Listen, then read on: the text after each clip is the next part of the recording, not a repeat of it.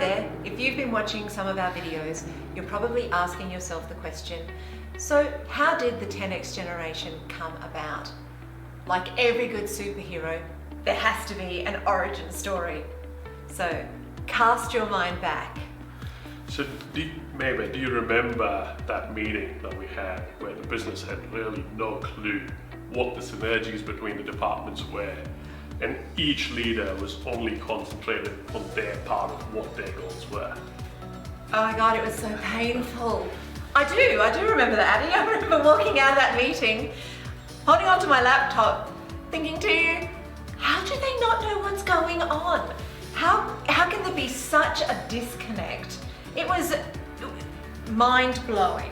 Yeah, it's really sad to see that in most organizations, the internal teams start acting like sales consultants. They start thinking that their goal is bigger than the bigger picture. And I think that is the crux of the problem. I remember really vividly, Ady, when we went into that meeting room afterward, and I think I had my hands in my head, and I was thinking, there has to be a better way. And then we started talking about what that better way was. And I remember the scribbles and all of those sorts of things as we started to flesh out what has now become the 10X generation state.